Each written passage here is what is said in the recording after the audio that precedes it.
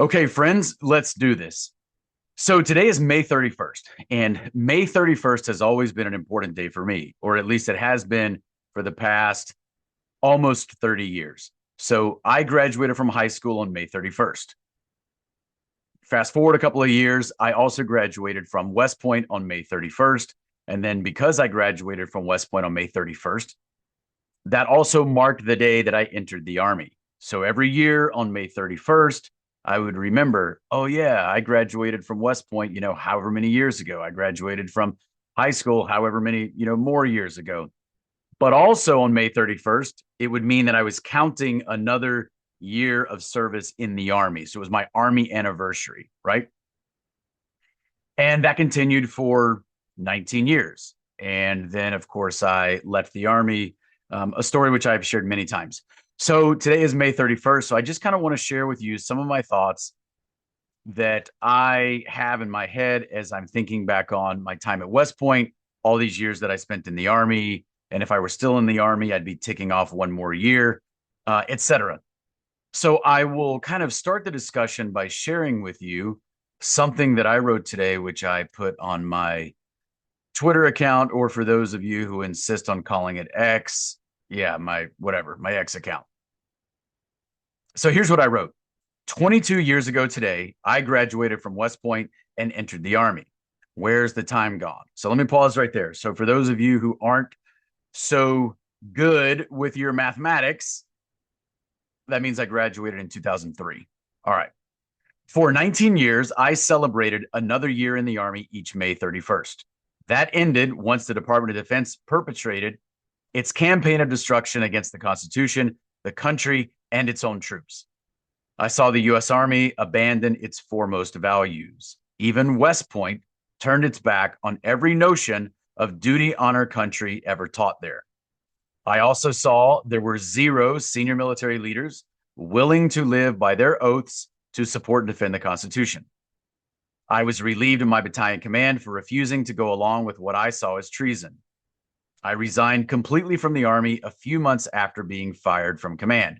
I never made it to that 20th May 31st. No retirement, no ceremony, no pension. But I did leave with my integrity intact and my oath to the Constitution unbroken. Here we are, an additional 2 years later, wherein a few window dressing changes have been made, but the treasonous core remains both within DOD and the U.S. government. Okay, so if you're familiar with some of the things that I've said in the past, none of that will shock you. I just made a quick note today, just that post, because those are some of the things that are on my mind as we pass through another May 31st. All right, so let's look at something that I wrote 2 years ago. So 2 years ago on my Substack, May 31st, 2023, I put out a piece that I called a 20-year view, and I subtitled it Perspectives on Life, a Career, and Faith. So the idea behind putting out this piece on May 31st, 2023 was because at that time, I had been out of the Army for about 8.5 months, and I was reflecting back on the last 20 years. So if I was still in the Army at that date, I would have made it to 20 years. I would have qualified for my retirement pension, et cetera. But obviously, I had gotten out 8.5 months earlier, so I did not. But this is a piece that I wrote just kind of with some of those ideas in my mind. So I have not looked at this piece in the last 2 years, but I just pulled it up. So let's go through this, and we'll see what I wrote, and I'll give some commentaries along the way, and we'll see if I've changed any of my thoughts on this. I doubt it, but we'll see. Or if I have anything to add. Okay, so a 20-year view, perspectives on life, a career, and faith. May 31st, 2023, 2 years ago today. I graduated from the United States Military Academy at West Point exactly 20 years ago today. May 31st. The date of May 31st has long been fairly important to me because it represents multiple milestones. Aside from West Point, I had also graduated from high school on May 31st a few years earlier. That high school graduate had little idea of what he was about to embark upon by entering West Point and then the Army. Many experiences would be had. Some would be hard, some would be very good, a few would be bad, but all would be educational. All would provide experience, perspective, and even valuable insight over time. Yeah, I think anybody looking back, over a 20-year career or 20 years since they graduated college or whatever would have many of those same thoughts. So, anyway, all right, let's keep going. In any case, my aim today is not necessarily to speak about everything that has happened since my high school graduation, but rather to offer a 20-year view on what has happened since leaving the academy. Having graduated from West Point on May 31st, 2003, I commissioned into the Army that same day. Therefore, the date also served as my Army anniversary each year. Today would have marked 20 years of service were I still in the Army. However, my service ended last September as a result of refusing to go along with the COVID-19 injection mandate. Having seen the deliberate and intentional onslaught against our military at the hands of senior Pentagon officials, I feel entirely vindicated by my decision to resign from the Army after being relieved of my battalion command position for not complying with the order to take the shot. Now, remember, I'm writing this 2 years ago, looking back at having left the Army 8.5 months prior. And at this point, in May of 2023, I would have taken battalion command almost 2 years earlier and would have been relieved of battalion command about a year and a half earlier, roughly. When I think back on how incomprehensible the last few years would have been to the West Point cadet pictured below, if able to see into his own future, it leads me to reflect on my entire career and the way it ended. Below is my senior West Point photo. All right, cool. Keeping the faith. As you can see above, I included a very well-known New Testament quotation from St. Paul founded in a letter to Timothy. All right, so what I'm referring to here is, I included a photo, just my West Point senior photo. It's from the West Point yearbook, but underneath it, it kind of had some of the things that I participated in. It lists your majors. And then if you wanted to include some sort of quotation, you can include a quotation. And so sometimes people will put maybe a comment about you that you got from a friend, where someone says something about you that you'll include. But sometimes on top of that, people will include another quotation. So I did have something that somebody wrote for me that I included, but I also had this quotation, which in fact was a scripture, a very, very well-known scripture.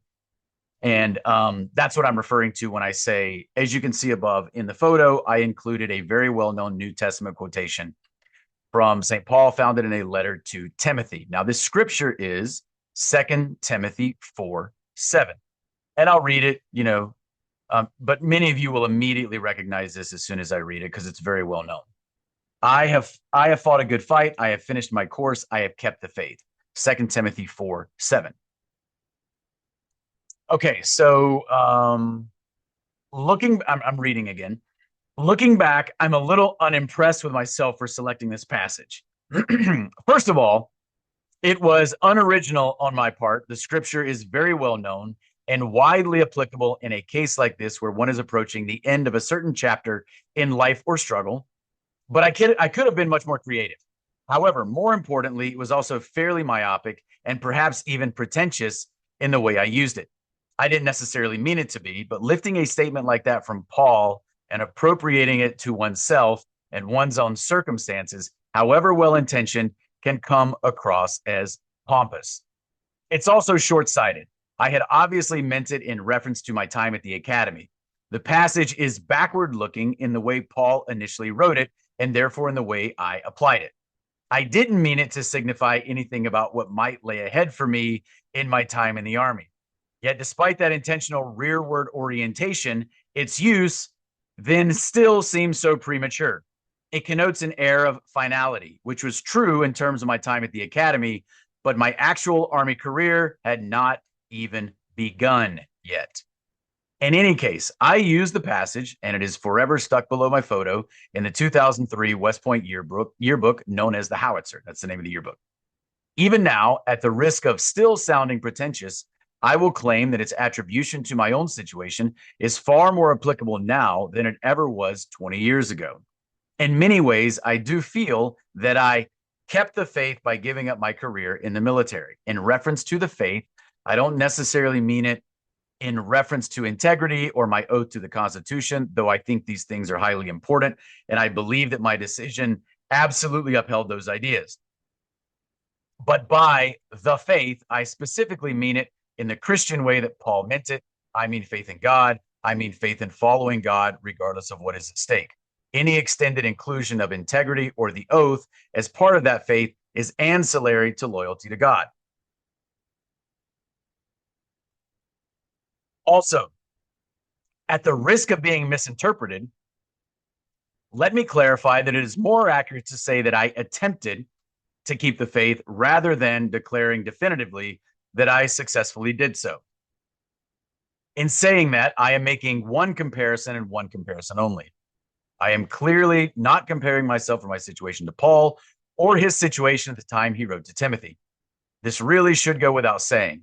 I'm also not really even comparing myself or my decision to others or their decisions, though I could and have. The comparison I draw today is between the career ending decision I made and the decision I could have made. In this particular vein, I am making the distinction between a decision that I view as having kept the faith and a decision that would have been to falter in the faith. In doing so, I am limiting the comparison to only A, an actual decision I made, and B, a hypothetical decision that I could have made. I am not claiming some grand military career in which I was perfect and did everything right. I am not assuming some wannabe martyr status. I am not self-appointing as a hero to be emulated. Above all, I am in no way claiming to have always kept the faith in some absolute way. I am not claiming it in some sweeping, all-encompassing, grandiose way, but rather in the extremely narrow manner I defined above. I am taking a passage I used 20 years ago, wisely or unwisely, and highlighting the potential significance it now has for the end of my Army career that heavily overshadows any slight meaning I thought it may have had to the close of my tenure as a cadet at the Academy. Losing command, career, and retirement. For the past 2 years or so, corresponding approximately to the time I initially took command of the battalion in June of 2021, I knew that my career was likely to end prematurely.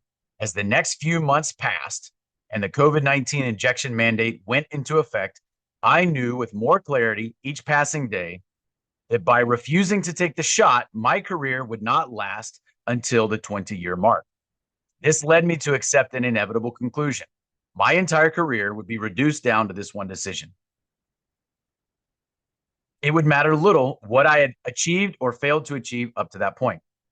Nearly 2 decades of service would collapse down into the moment of time in which I would select a specific option offered to me at the fork in the road. Other seemingly important points in my career would now hold little significance when compared to the magnitude of that one decision. For good or bad, more than 19 years would be summed up in just that one decision. What exactly was that fork in the road? Simply stated, I could take the COVID-19 injection or refuse to take it. I chose to refuse the shot. That in turn led to my relief of command.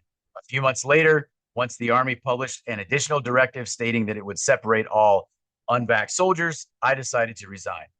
In my memorandum to the Army's Human Resources Command, I explained my reasons for resignation, which is included below. What's the route? We'll get to that where I included it below. What's the route I could have chosen? I could have simply decided to take the shot. I could have told myself that it was a vaccine like any other, and that since I had never refused one previously, there was no reason to refuse this one. I could have told myself that my battalion needed me and that the Army and my superiors expected me to be on the team and to fall in line. Is there a third middle option I could have chosen? Yes, I could have submitted a religious accommodation request. I chose not to do that. In my view, many people's religious objections had to do with some aspect of the research, development, or production of the injections. While I shared many of those same concerns, I felt that narrowing my objections to those, although important, would almost be to concede that the shots were safe and effective. I was completely unwilling to make that concession. In fact, I was also unwilling to concede that the shots were even necessary at all.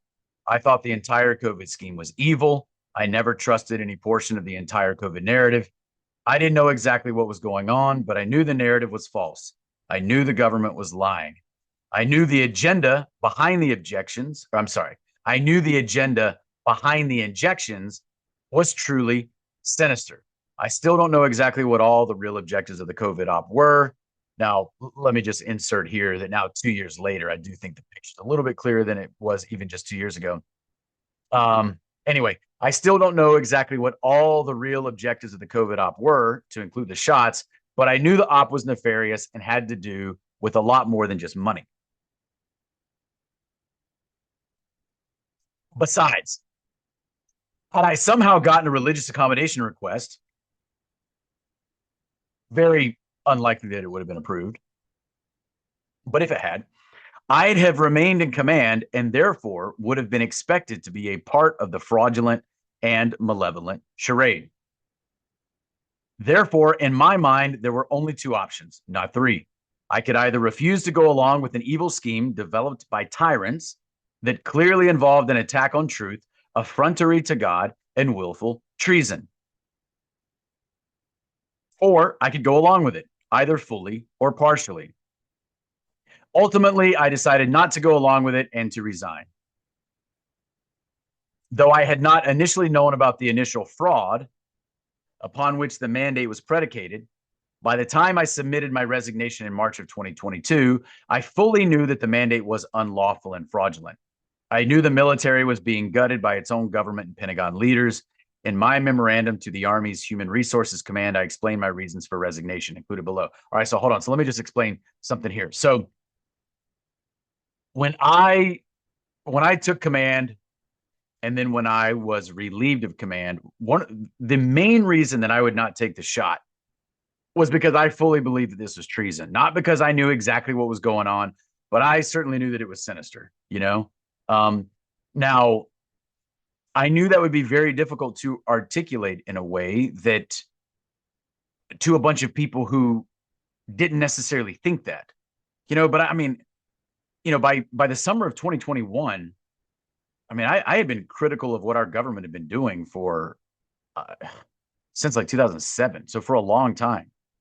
So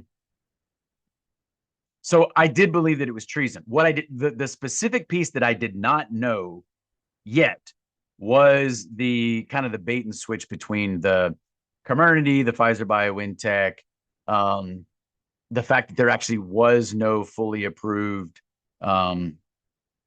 product. I would learn about that a few months later, kind of towards the end of 2021. And so that did kind of impact my decision to ultimately resign. It did not impact my decision to refuse the shot and therefore get relieved of command, because I already thought that this was treason.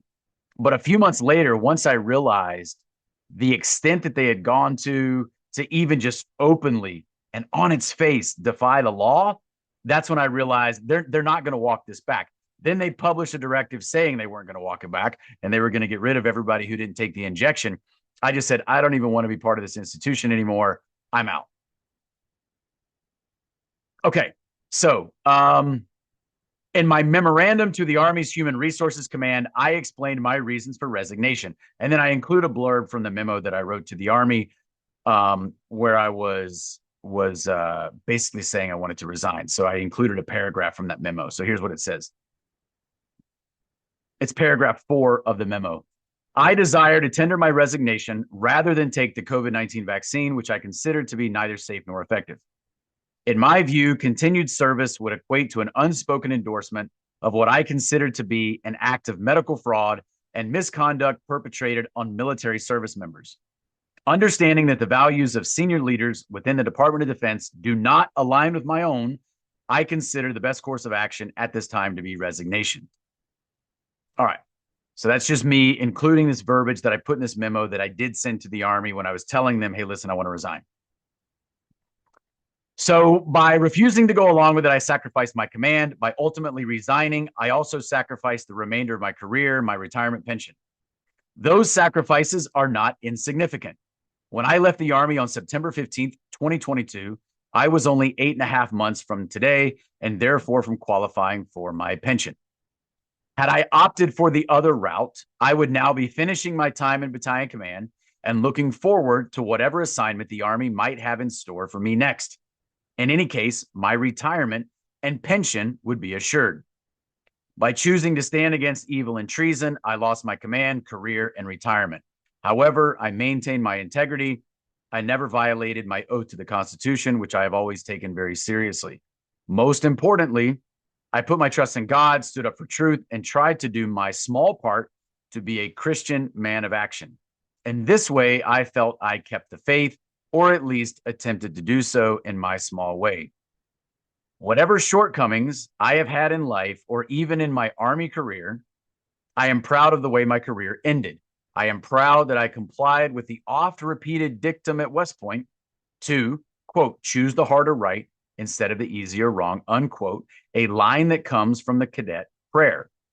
Regardless of what my rather unremarkable academic reports from the academy might indicate, I clearly learned something while there. A 20-year view. This is kind of the end here. When I look back at my career, I have gained a lot over the past 2 decades. I thought that the Army was a great way to be a part of something larger than myself. In a way, that was definitely true. I did learn a lot about discipline, hardship, teamwork, leadership, self-sacrifice. Those are terrific traits to develop and refine. I also believed that service in the Army was a great way to serve the country.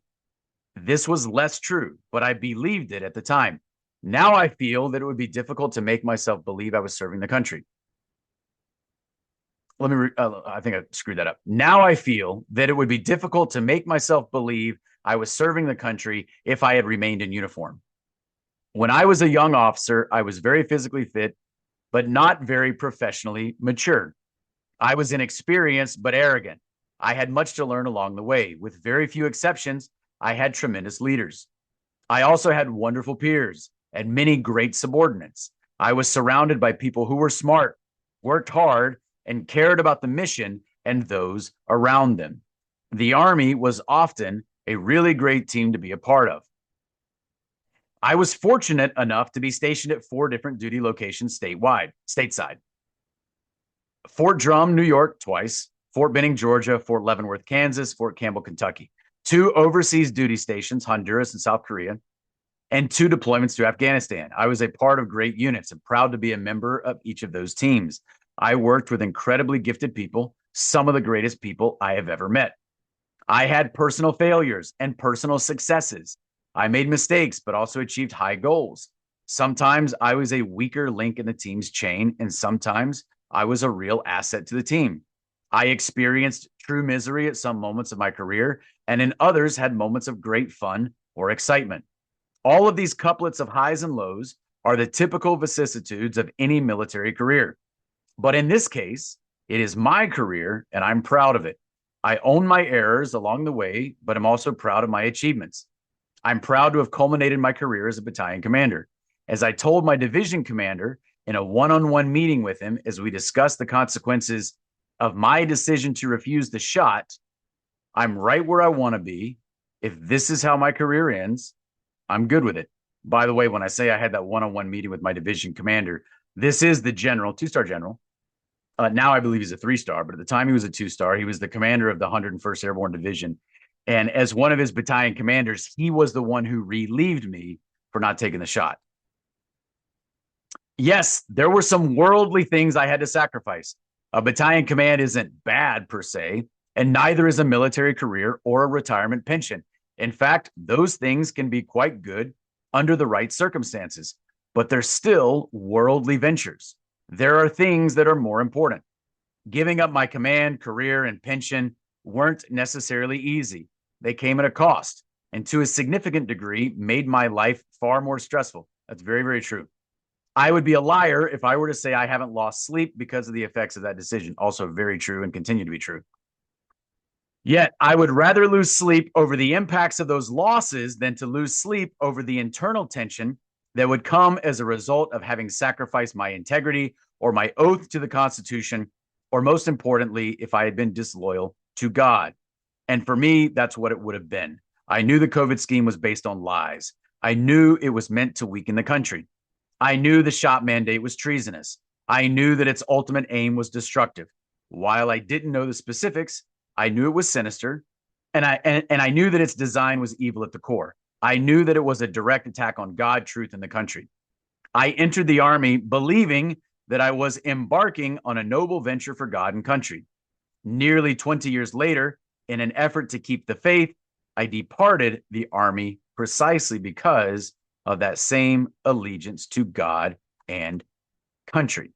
Okay, not much that I would really change about. So obviously I wrote that 2 years ago. Not much that I would change now. So I want to move over to another Substack that I wrote in March of last year. I think it was March. So about 14 months ago. And this piece is called West Point and Duty on Our Country. So about this time, there was kind of this controversy at West Point and within the body of alumni of, graduates from the institution and other people about the fact that West Point was removing the words duty, honor, country from the mission statement. So I wrote a piece on that.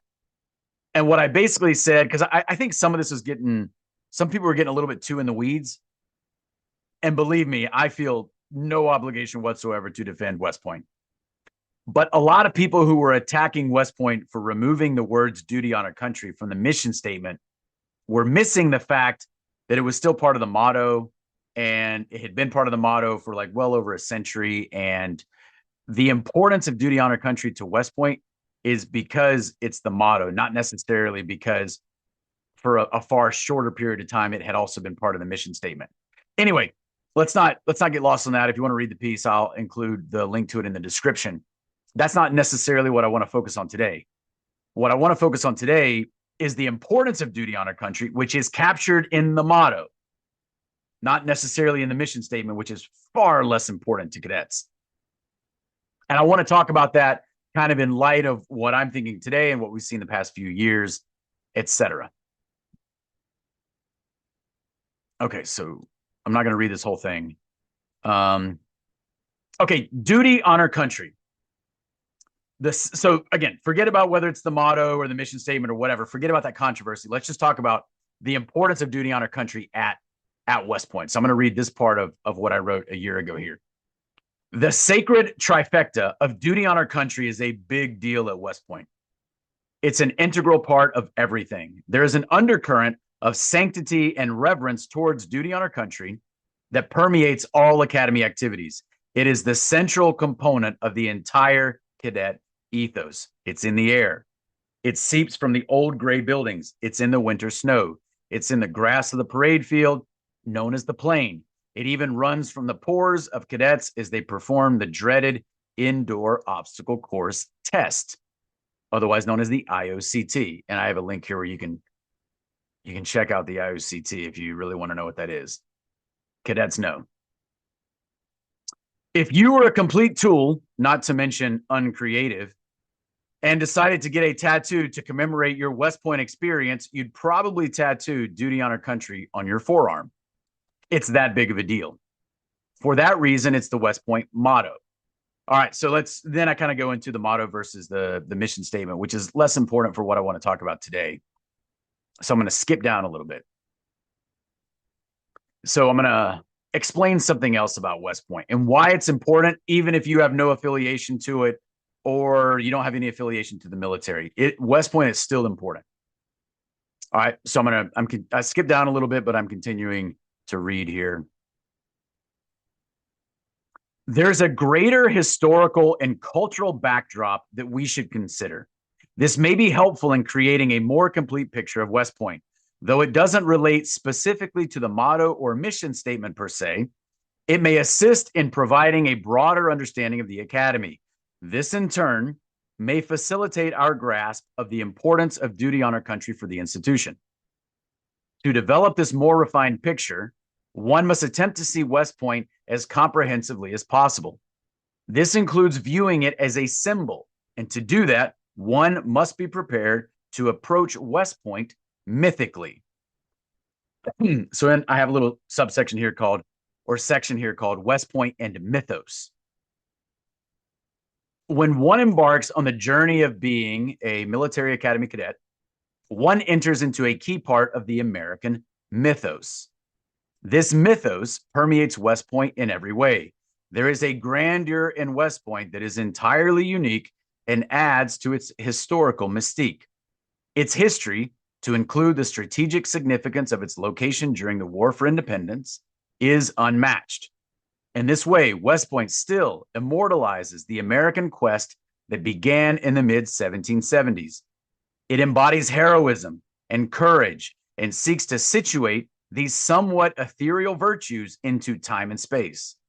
In doing so, it holds a majesty that is uniquely its own. It holds a majesty that is uniquely its own. In this regard, it's mythical. I don't mean this in the narrow sense in which we often think of myths. I mean that the Academy is almost fantastical. It's mythical in the way that George Washington has become more than a man over time. And then I include a link where I've written previously about Washington and the American mythos. In this way, West Point is uniquely American in ways other institutions can't exactly claim, though West Point is certainly not the only mythical American institution. In fact, West Point is almost meta-American. It represents the most Americanist of all that can accurately be regarded as Americanism.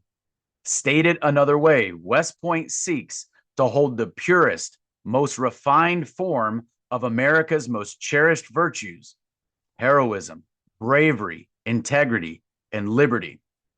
Rightly or wrongly, perhaps both, and whether good or bad, perhaps both, West Point has come to symbolize the hyper-exceptional of American exceptionalism. And then I put a link to where I've written other places on Substack about American exceptionalism. It's as if West Point exists along the seam of reality and abstraction.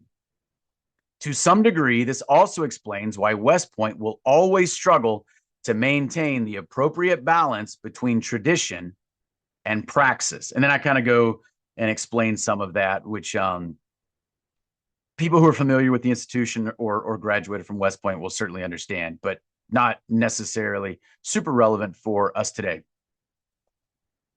So I'm skipping down. I'm proud to be a West Pointer. I'm proud that it's a significant part of my personal history. And I'm proud that in a very small way, I suppose I'm a minute part of the West Point story as well.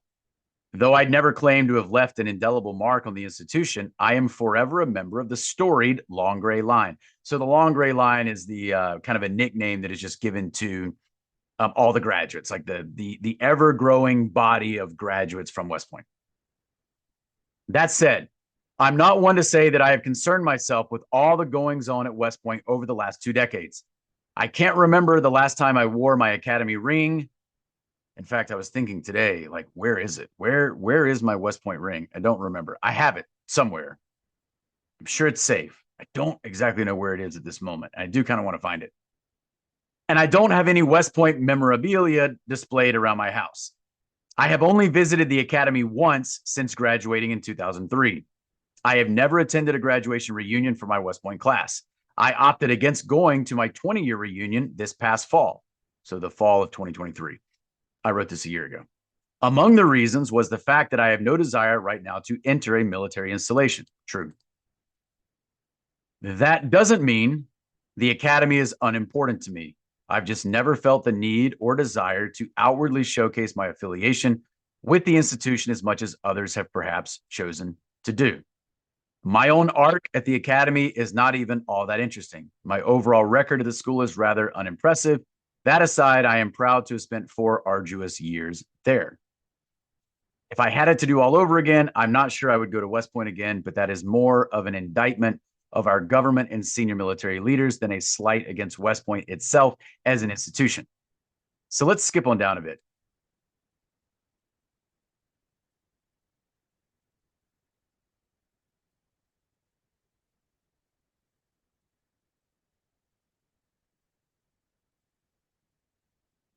Okay, so there may be legitimate reasons. Okay, all right, all right, all right. The removal of the phrase duty on our country will not produce the negative changes that certain opponents to it have implied.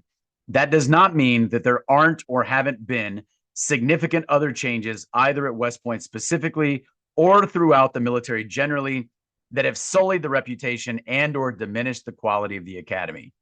It is reasonable to charge that our military leaders have abandoned the principles of duty on our country. They should be held accountable for this. This abandonment is a real cause for concern and has negatively impacted the academy. I'm only saying here that removing the words duty on our country from the mission statement while retaining them in the only place they matter, the motto, isn't necessarily an indicator of such abandonment. Okay, so if you don't know what I'm talking about there between the motto and the mission statement, don't worry about that. Basically, kind of my central point with respect to that in this piece was about duty on our country. If you remove it from the mission statement, but it's still in the far more important motto, what does that mean? And is there cause for concern? And what I basically said was, I don't think it's a big deal. They take it out of the mission statement. Cadets don't even focus on the mission statement. Cadets know the motto. And duty on our country permeates everything you do at West Point because it is the motto. And that's not going to change because you take it out of a mission statement that it was only in for a very, very short period of time. I don't even know that duty on our country was in the mission statement when I was a cadet, or like when I would have applied to be a cadet. So when I would have kind of been familiarizing myself as a high schooler with the academy and would have been reading through material in order to decide whether or not I wanted to apply there. But kind of that aside, motto versus mission statement aside, what I'm basically saying is I do think there are reasons that we could say leaders at West Point and in the military have abandoned the principles of duty on our country. I think that has happened. I think they should be held accountable for that. I think West Point has deteriorated as an institution. I just don't necessarily think that removing a few words from the mission statement while keeping them in the much more important motto is necessarily an indicator of that. But I do think it is happening. So why did I read that? So just maybe to make sense of some of my own thoughts right now when it comes to the last 22 years, thinking about my Army career, thinking about the time that I spent at West Point, et cetera. And it's a lot to try and wrap your mind around as I see the continued destruction of the military, of West Point as an institution, but then also the role that the military and the military academy play in the overall destruction of the country, which I think is still ongoing. So somebody might say to me, hey, but recently haven't there been change? Like, isn't the military starting to kind of repair itself? And I would say, well, I think there have been some window dressing changes that have occurred, as I mentioned in my Twitter post today, but the treasonous core is still there. And I put out a video a couple of months ago in which I said, here's what I think we're going to see in 2025. I think we are going to see the stage set for war, and I think we're going to see kind of the digital control grid being further built out all around us.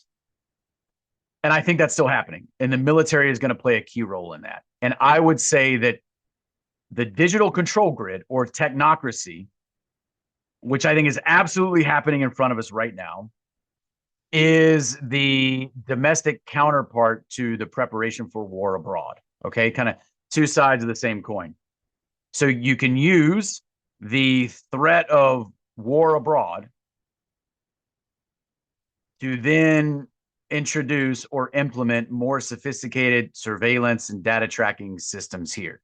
So that's why I say the technocracy here at home, a lot of times is just the domestic counterpart to this preparation for potential war abroad, especially with a near peer threat. So keep that in mind as you either witness the saber rattling or just the escalation of rhetoric here or within our supposed adversaries. Because if the people, many people at least, if many American people are led to believe that we have to get ready for potentially a massive war with a near peer threat, then they may become more willing to accept some infringements on their liberties. You know, we've certainly seen that happen in the past. So that's why I say it's important to understand this relationship between, you know, this escalatory rhetoric, saber rattling, building tensions, preparation for potential war abroad, and what that can mean for us back here at home in terms of technocratic developments, which I think are absolutely happening at an alarming rate. So, just kind of here by way of conclusion, I would say, and I already said it in one of the pieces that we read, but I am proud to be a West Point graduate. I'm proud for what I learned there. The focus on leadership, the focus on teamwork, self-sacrifice, the focus on integrity, on honor, being a part of history. Even though our history isn't always what we've been taught that it was, but you know, West Point plays a prominent, almost mythical role in the history of the United States. I mean, it has a very unique gravitas to it. And I mean, I lived it for 4 years, you know, so I think that's important to recognize.